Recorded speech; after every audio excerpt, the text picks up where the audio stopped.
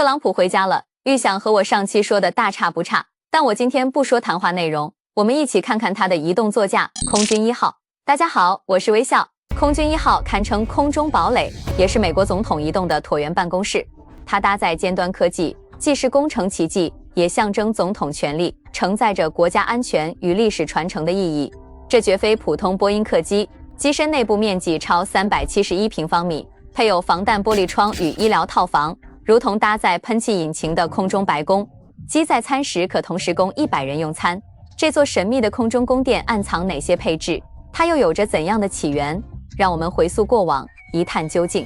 为总统配备私人专机的构想诞生于1943年的二战时期。当时，罗斯福的顾问认为民航出行风险高，跨洋航行更危险，德军潜艇常年潜伏深海。于是，罗斯福搭乘波音314水上客机迪克西快船号跨越大西洋，前往卡萨布兰卡出席绝密首脑会议。这是总统空中出行的开端。而标志性名称空军1号在多年后的1953年才正式启用，起因是一次与民航客机险些相撞的险情。自此，空军1号被定为专属呼号，仅在总统登机时使用，以此避免航空通讯混淆。如今，空军1号2架高度定制的波音747-200B 系列飞机，它最高时速1013公里，最大飞行高度13746米，航程12552公里。紧急状态下可完成空中加油。现役空军1号服务过6位总统，如今机龄老化，维护成本暴涨，部分零部件稀缺难寻。总统专机并非从一开始就气派精良，杜鲁门曾使用简陋的独立号专机，该机由道格拉斯 DC-6客机军用改装而成，并无元首专机的奢华质感。多数人不曾知晓，空军1号设有2处登机口，总统家属及特邀宾客从机头专属入口登机，媒体记者则从机尾后门登机。整架飞机分3层，内部总面积达371平方米。主甲板设有总统套房、办公区、通讯中心以及工作人员座位，下层主要用于存放行李与设备，上层为驾驶舱和部分机组人员休息室，不对外开放载客。飞机最核心的功能区集中在机头总统专属入口附近。总统私人套房宛如高空指挥中心，内设宽敞办公室、独立洗手间，还有可在空中召开重大决策会议的全套会议室。911事件后，总统办公室完成通讯升级，可在空中面向全国发表讲话。911事件时，小布什将空军1号用作移动指挥中心，专机在空中滞留数小时，用于评估安全威胁。总统办公室旁紧邻着空军1号医疗舱，舱内常年配备驻机医生，储备充足血浆、药品、除颤仪，甚至具备开展小型手术的条件。机上还设有随行人员专属休息区，供高级顾问、特勤人员、随行记者及其他宾客使用，但记者位置全部位于机尾，而且并非免费随行。新闻机构需要按飞行里程向政府支付费用。机上2间厨房可同时为100人供餐。空军1号餐食产自安德鲁斯联合基地绝密厨房，加工密封冷冻后送上飞机，升空后加热即可食用。1963年11月22日，副总统林登·约翰逊在空军1号狭小的机舱内宣誓就任美国总统，这也让约翰逊成为美国历史上唯一一位在飞机上完成就职宣誓的总统。1974年，尼克松迎来命运转折，他以总统身份登上空军1号，落地时却已是普通平民，走下航梯，那标志性的挥手瞬间成为经典历史画面。更具戏剧性的是，飞机起飞后，呼号便从空军1号变更为 SAM 27000，总统身份在空中悄然落幕。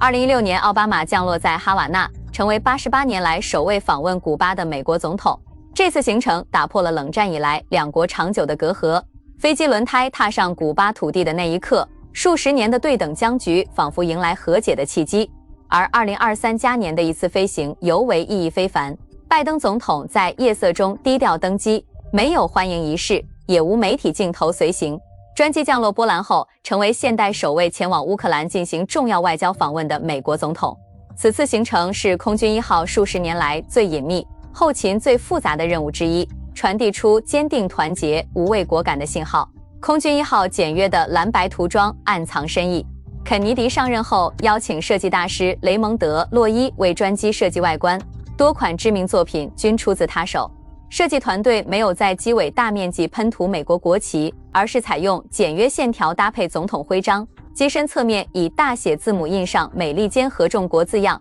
格调简约大气。这款经典涂装风靡全球，多国元首专机纷纷效仿，成为极具辨识度的空中标志。特朗普曾尝试重新设计空军1号涂装，他提议的配色风格酷似其私人波音747，专机配备金色安全带，头枕还刺绣有个人标识。但改造空军1号绝非重新粉刷客厅那般简单，每一处改动都牵扯诸多实际问题。美军评估判定，新款涂装吸热过高，易造成设备过热，需额外投入资金改装，还会延误交付，工程实用性优先于外观审美。接下来揭秘空军1号最顶级的绝密安保配置，它早已不只是一架飞机，更是集空中指挥中心、战时作战室与移动堡垒于一体的战略载具。首先，它搭载了真正意义上的导弹防御系统，一旦监测到威胁来袭，专机不会只是被动规避，而是能够主动进行防御反制。同时还配备雷达干扰技术，如同释放数字烟雾干扰敌方追踪信号，让飞机在雷达监测中大幅降低被锁定的概率。普通飞机一旦遭遇电磁脉冲冲击，电子系统很可能瞬间瘫痪，整架飞机彻底失控。但空军1号进行了特殊强化，即便遭遇核爆产生的电磁脉冲，依旧能够维持正常飞行。它甚至无需频繁降落补给，凭借空中加油技术，空军1号能够连续滞空数日，在空中持续保障总统安全与通讯畅通，宛如一座永不落地的空中白宫。机上还配备绝密通讯系统，被视为国家危机时刻的核心指挥中枢，所有通讯都会进行全程加密，并可通过卫星链路与全球领导人进行安全视频通话。另有传闻称，空军1号正在研发激光防御系统，可直接在空中拦截来袭导弹。虽然官方尚未证实，但外界普遍认为这项技术具备极高实现可能。试想一下，仅仅是已经公开的配置就如此强大，那么那些从未公开的机密功能又会有多么夸张？目前空军1号也即将迎来重大升级，老款机型自上世纪90年代初开始服役，而新款则专门针对当下的网络战环境与全球局势打造，通讯响应速度甚至达到安米级。不过，整个升级项目已经推迟到2027年完工，原因包括供应链短缺、成本纠纷，甚至还发生过工作人员擅自躲进新机机舱留宿的意外事件。很多人以为美国总统出行就像普通人打车一样说走就走，但现实完全不是这样。总统每一次出行背后往往都要提前筹备数月，